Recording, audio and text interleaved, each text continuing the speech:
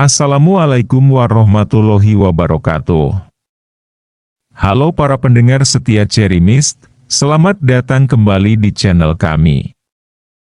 Pada malam ini, kami akan membawa kalian ke dalam sebuah kisah yang penuh dengan kengerian dan misteri. Siapkan diri kalian untuk mendengarkan cerita yang akan membuat bulu kuduk kalian berdiri. Inilah kisah tentang Hotel Pasar Baru Bogor, terjebak di hotel terbengkalai.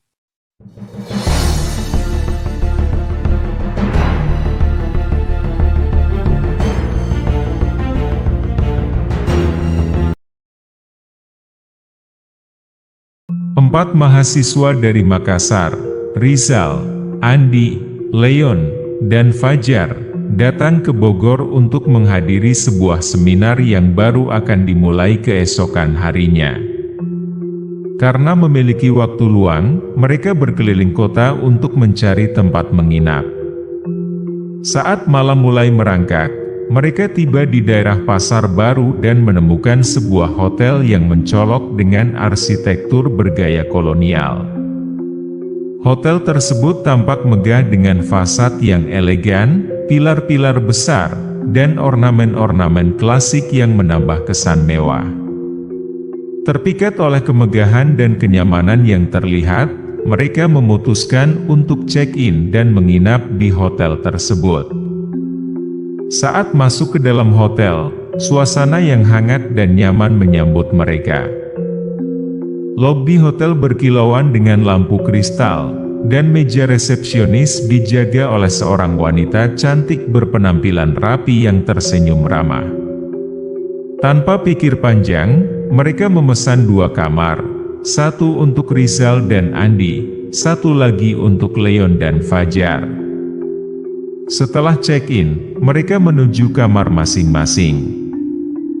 Di kamar, mereka terkesima dengan interior yang mewah dan pemandangan indah dari jendela. Merasa senang dengan pilihan mereka, keempatnya memutuskan untuk beristirahat sebelum menjelajahi kota esok hari. Malam itu, kejadian-kejadian aneh mulai menghantui mereka. Rizal, yang pertama kali merasa ada sesuatu yang tidak beres, mendengar suara langkah kaki berat dan lambat di lorong luar kamar mereka. Suara itu terdengar jelas, seolah-olah seseorang berjalan mondar-mandir di depan pintu. Dengan penasaran dan sedikit khawatir, Rizal membuka pintu untuk memeriksa, tetapi lorong tersebut kosong dan sunyi. Tidak ada tanda-tanda keberadaan orang lain di sana, hanya kegelapan dan lampu-lampu redup yang berkedip-kedip. Merasa tidak nyaman, Rizal kembali ke kamar dengan perasaan gelisah. Di kamar sebelah, Leon terbangun dari tidurnya oleh suara pintu lemari yang berderit pelan. Dia melihat pintu lemari terbuka dan tertutup dengan sendirinya, seolah-olah ada yang menggerakkannya. Leon mencoba mengabaikan kejadian itu, berpikir mungkin hanya angin yang menyebabkan pintu bergerak. Namun, tidak ada angin yang terasa, dan suasana kamar terasa hening. Seiring berjalannya malam, gangguan semakin menjadi-jadi. Andi merasakan suhu di kamarnya tiba-tiba turun drastis, meskipun AC sudah dimatikan. Udara dingin yang menusuk tulang merayap di ruangan, membuat Andi menggigil. Ketika dia melihat ke sudut ruangan, dia melihat bayangan samar yang berdiri diam. Sosok itu tidak jelas, hanya berupa siluet gelap yang tampak memperhatikannya. Ketakutan merambat di dalam diri Andi, membuatnya terdiam membeku. Sementara itu, Leon dan Fajar, yang sudah tertidur lelap, tiba-tiba terbangun oleh suara tawa anak-anak yang terdengar aneh. Suara itu bergema di dalam kamar mereka, riang namun penuh kengerian. Ketika mereka menyalakan lampu, kamar tersebut tampak kosong, tidak ada seorang pun di sana. Namun, suara tawa itu masih terdengar, mengisi ruangan dengan keanehan dan membuat mereka merinding. Keempat mahasiswa itu kini sadar bahwa mereka tidak sendirian di hotel tersebut. Ada sesuatu yang tidak terlihat namun sangat nyata sedang mengintai mereka. Ketakutan mereka mencapai puncaknya ketika keempat mahasiswa itu bertemu di lobi untuk mencari tahu apa yang sebenarnya terjadi. Wajah-wajah mereka pucat, dan masing-masing menceritakan pengalaman aneh yang baru saja dialami. Mereka mencoba menghubungi resepsionis menggunakan telepon yang ada di meja depan. Namun hanya ada suara statis yang terdengar. Tak ada jawaban, tak ada tanda kehidupan. Ketika mereka melihat ke sekeliling, pemandangan yang sebelumnya tampak megah dan mewah telah berubah menjadi pemandangan yang menakutkan. Dinding-dinding lobi yang sebelumnya terlihat bersih dan indah, kini dipenuhi oleh lumut hijau yang menjalar, dinding-dinding mengelupas, dan beberapa bagian dinding tampak retak-retak. Lampu-lampu kristal yang sebelumnya berkilauan kini kusam dan berkerlip lemah, memberikan cahaya yang suram. Lantai marmer yang licin kini penuh dengan retakan dan debu. Udara di sekitarnya menjadi dingin dan lembab, membawa aroma lembab yang membuat mereka merasa mual. Tiba-tiba, perhatian mereka tertuju pada sosok seorang wanita yang berdiri di belakang meja resepsionis. Itu adalah wanita yang sama yang menyambut mereka saat check-in, namun kali ini penampilannya sangat berbeda.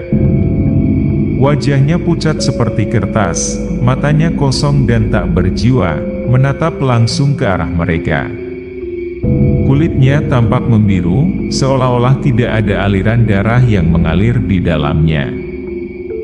Dia tersenyum lebar, namun senyumnya lebih menyeramkan daripada ramah, bibirnya tipis dan kering, membentuk garis senyum yang tidak wajar. Sosok wanita itu berdiri diam, lalu mulai bergerak perlahan, melangkah menuju mereka dengan langkah-langkah yang lambat namun pasti. Pada saat itu, suhu di sekitar mereka turun drastis, membuat napas mereka terlihat seperti asap di udara. Suara-suara aneh mulai terdengar dari segala arah. Bisikan-bisikan yang tak teridentifikasi, tawa menyeramkan, dan suara langkah kaki berat yang mendekat dari lorong-lorong di sekitar mereka. Mereka mencoba melarikan diri, namun ketika berbalik, lobi yang mereka kenal berubah menjadi labirin mengerikan.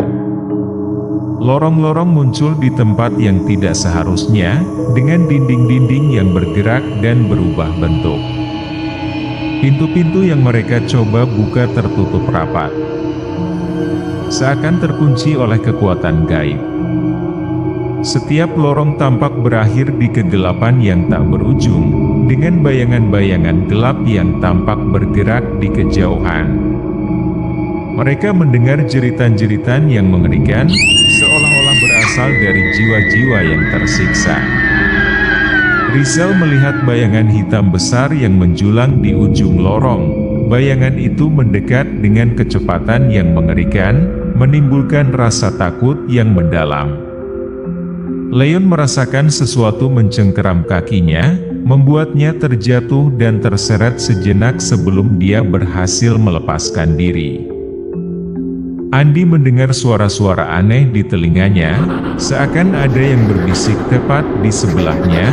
Suara itu merayap masuk ke pikirannya, membuatnya hampir kehilangan akal. Fajar melihat sosok-sosok berwujud kabur melintas di sudut matanya, bayangan-bayangan yang menghilang begitu dia mencoba melihat langsung.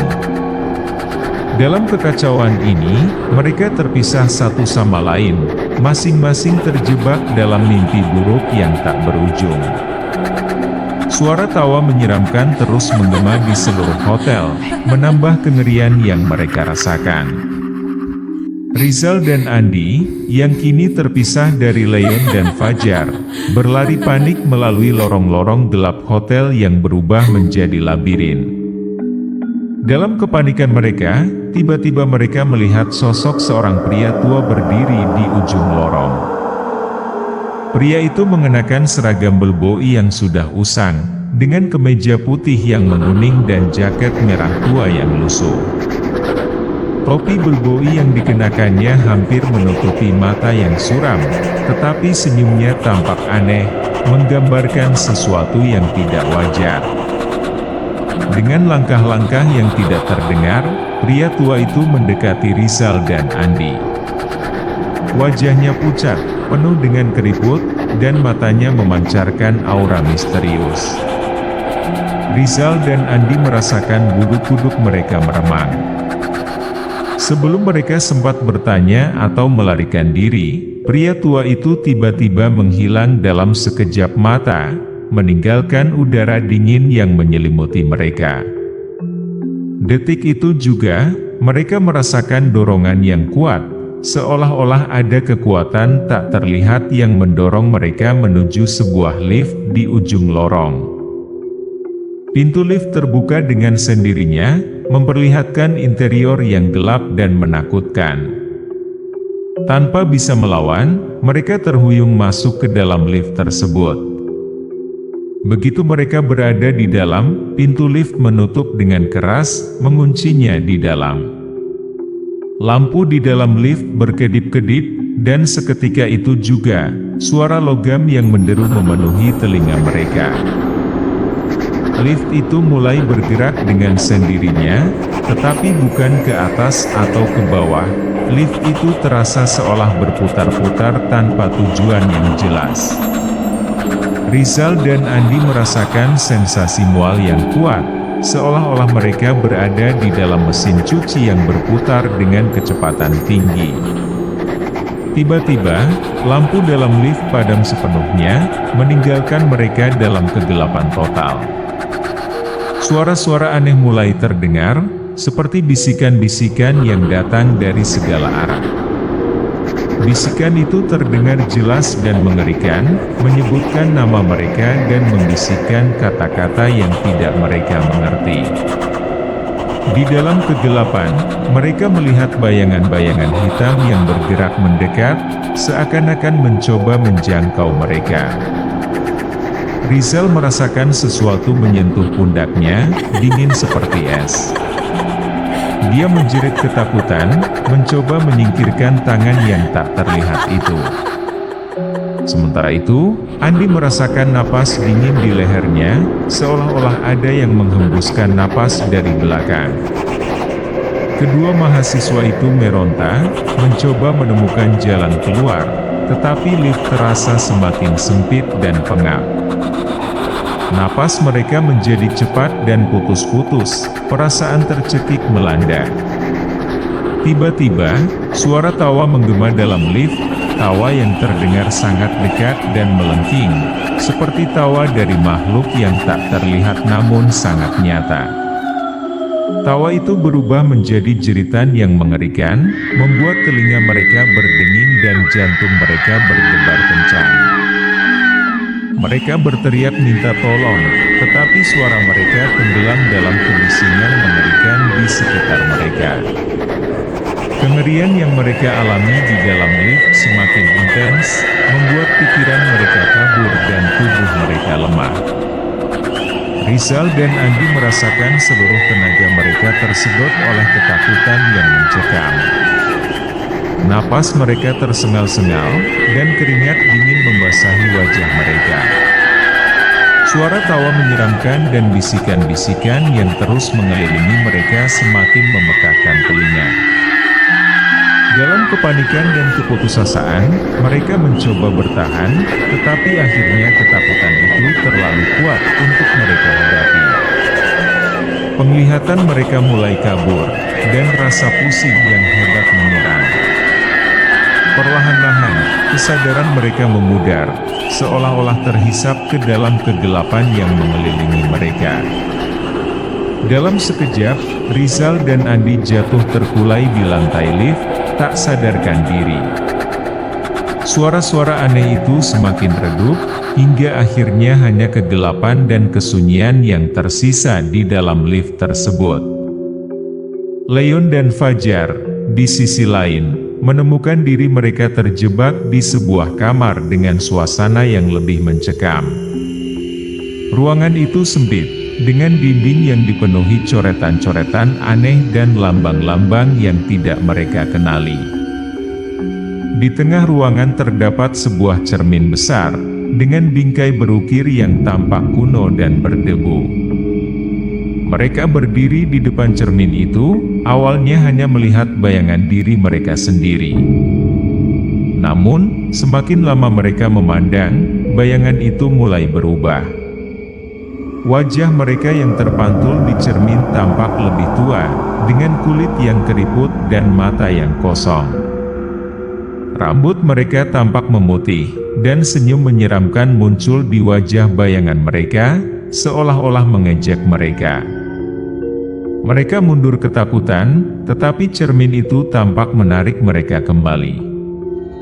Tiba-tiba, cermin itu pecah dengan suara yang menggelegar, mengeluarkan serpihan kaca yang terbang ke segala arah.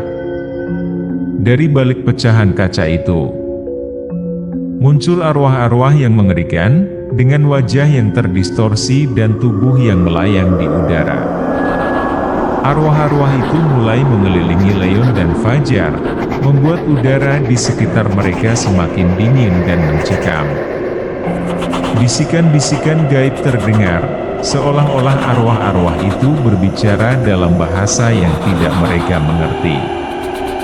Leon dan Fajar mencoba melarikan diri, tetapi arwah-arwah itu menghalangi jalan mereka. Dengan rasa takut yang mendalam, mereka memutuskan untuk melawan ketakutan mereka dan berusaha keluar dari ruangan itu. Dengan dorongan adrenalin, mereka berhasil keluar dari kamar dan berlari secepat mungkin melalui lorong-lorong hotel yang gelap dan berliku. Setelah berlari tanpa henti, mereka akhirnya menemukan pintu keluar dan berhasil melarikan diri dari hotel terkutuk itu. Nafas mereka terengah-engah, tubuh mereka gemetar karena ketakutan dan kelelahan. Di luar, mereka melihat beberapa warga pasar yang sedang beraktivitas. Dengan tergesa-gesa, mereka mendekati warga tersebut dan menceritakan semua yang mereka alami di dalam hotel. Warga pasar terkejut mendengar cerita mereka, terutama ketika Leon dan Fajar mengatakan bahwa dua teman mereka, Rizal dan Andi, masih terjebak di dalam. Mendengar hal itu, beberapa warga segera bergerak untuk membantu. Mereka mengumpulkan beberapa orang, membawa alat-alat seperti senter dan tali, dan bersama-sama mereka kembali menuju hotel terbengkalai tersebut. Dengan bantuan warga, Leon dan Fajar kembali masuk ke dalam hotel. Meski takut, mereka merasa lebih berani karena tidak lagi sendirian. Mereka menelusuri lorong-lorong gelap, mencari tanda-tanda keberadaan Rizal dan Andi. Setelah beberapa waktu mencari, mereka akhirnya menemukan sebuah ruangan sempit. Pintu ruangan terbuka dengan suara berderit, memperlihatkan tubuh Rizal dan Andi yang tergeletak tak sadarkan diri.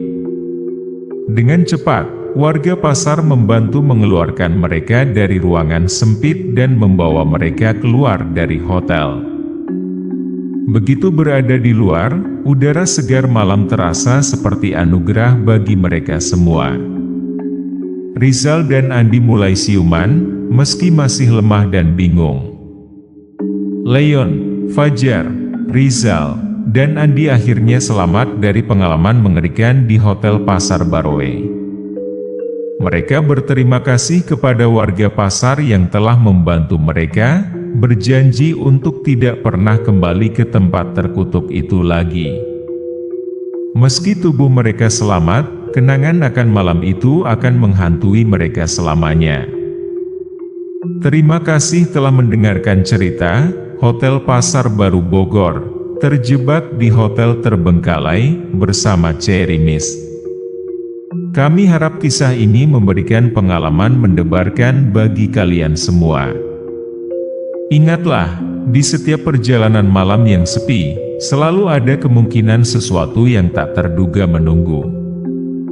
Tetap waspada dan jangan lupa untuk selalu mendengarkan Cherry Mist untuk cerita-cerita horor lainnya.